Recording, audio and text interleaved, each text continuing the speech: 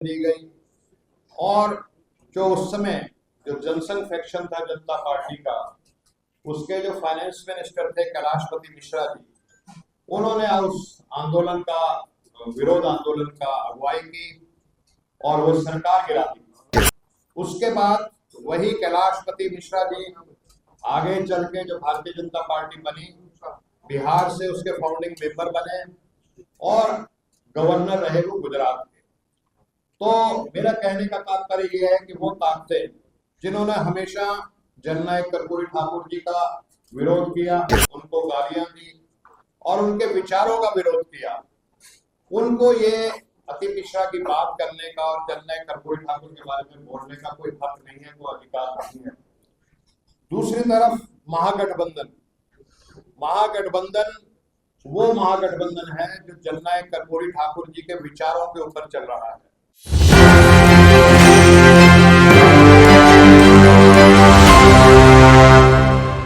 आजकल अति मिश्रा का नाम लेती है और जननायक कर्पूरी ठाकुर जी का नाम लेती है, जबकि अगर आप भारतीय जनता पार्टी के इतिहास में जाएंगे तो जब जननायक कर्पूरी ठाकुर जी ने 1977 में उनकी सरकार थी, मुख्यमंत्री थे और उन्होंने पिछड़ों को आरक्षण दिया था, तो ये जानने की जरूरत है कि वो कौन लोग थे जिन्होंने जननायक कर्पूरी ठाकुर जी का विरोध किया, उनको जाति सूचक गालियां दी, वो गालियां जिनको मैं इस माइक पे अगर मैं बोलूं तो मेरी शायद जवान ही जल जाए, वो गालियां उनको दी गई, उनकी मां को गालियां दी गई। और जो उस समय जो जनसंघ फैक्शन था जनता पार्टी का, उसके जो फाइनेंस मिनिस्टर थे कैलाशपति मिश्रा जी, उन्होंने उस आंदोलन का विरोध आंदोलन का अगुवाई की और वो सरकार गिरा दी। उसके बाद वही कैलाशपति मिश्रा जी आगे चल के जो भारतीय जनता पार्टी बनी, बिहार से उसके फाउंडिंग मेंबर बने और गवर्नर रहे वो गुजरात के। तो मेरा कहने का तात्पर्य यह है कि वो ताकतें जिन्होंने हमेशा जननायक कर्पूरी ठाकुर जी का विरोध किया, उनको गालियां दी और उनके विचारों का विरोध किया, उनको ये अति मिश्रा की बात करने का और जननायक कर्पूरी ठाकुर के बारे में बोलने का कोई हक नहीं है, कोई अधिकार नहीं है। दूसरी तरफ महागठबंधन वो महागठबंधन है जो जननायक कर्पूरी ठाकुर जी के विचारों के ऊपर चल रहा है।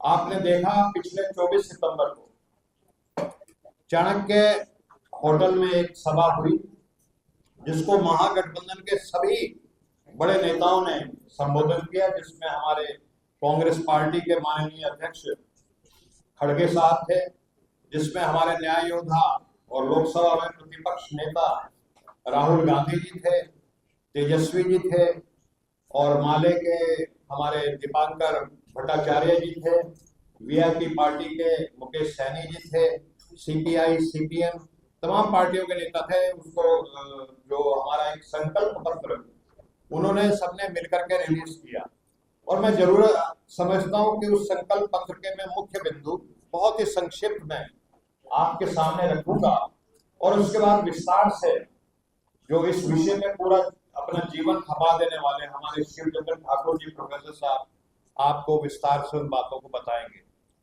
तो ये अति पिछड़ा न्याय संकल्प जो 24 सितंबर को महागठबंधन की तरफ से लिखा गया, वो टोटली जो जननायक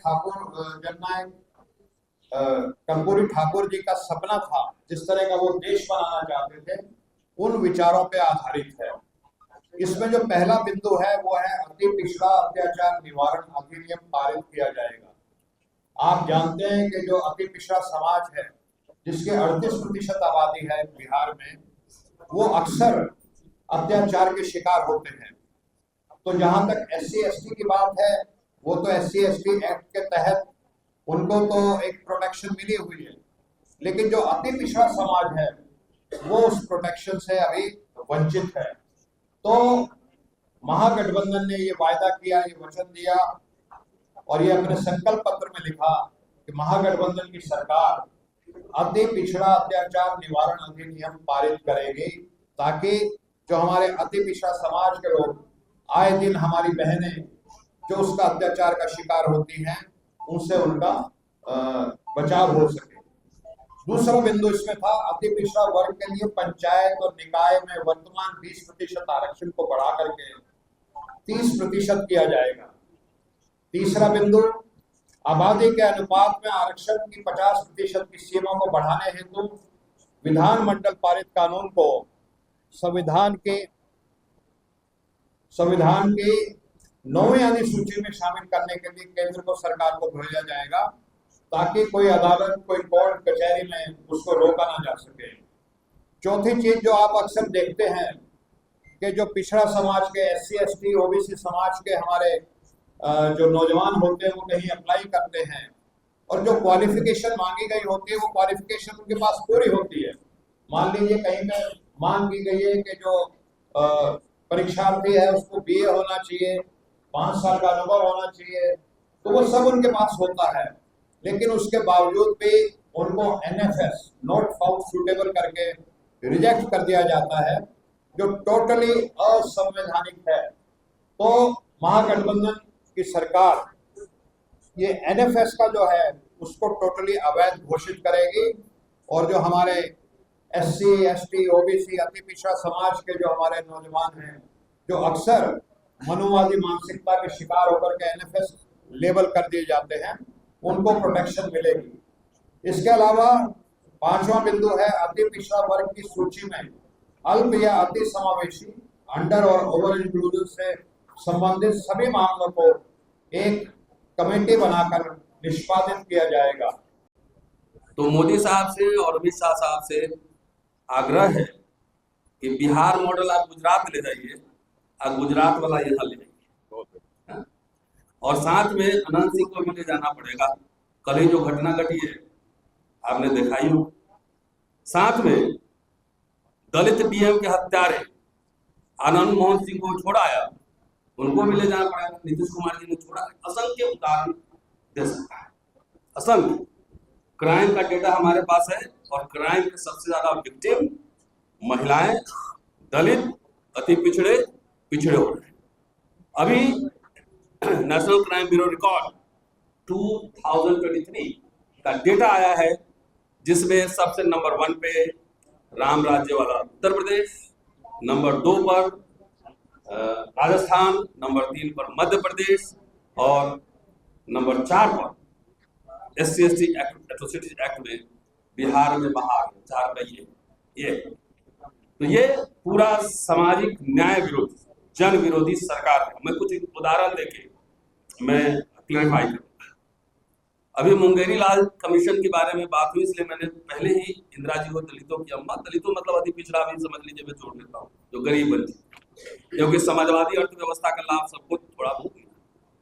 1974 में बिहार में भी कांग्रेस की सरकार थी और केंद्र में भी कांग्रेस का सरकार था। इंदिरा जी प्राइम मिनिस्टर थी, अब्दुल गफूर साहब यहाँ मुख्यमंत्री थे। किसने कमेटी गठित की? कांग्रेस सरकार। जब कर्पूरी जी आरक्षण लगाए तो गाली जो हुआ सब जानते हैं। VP सिंह लगाए मंडल कमीशन, हम मानते हैं कि हमसे मंडल कमीशन के रिकमेंडेशन लागू करने में देरी हुई, ये भी मानते हैं, लेकिन मंडल कमीशन 2 हमने जरूर लागू किया और honourable HRD minister Arjun Singh साहब ने वो लागू किया मंडल 2। और मैं समझता हूं ये कि सबसे बड़ी क्रांति थी इस देश में, खास तौर से पिछड़ों, अति पिछड़ों के लिए। सारे एजुकेशनल इंस्टीट्यूशन में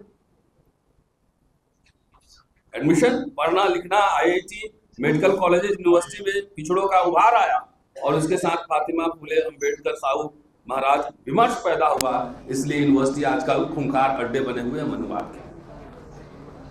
मैं पूछना चाहता हूं कि मैं पिछड़ा हूं, मैं पिछड़ा हूं, मैं पिछड़ा हूं, हर चुनाव में चिल्लाते हैं मोदी जी।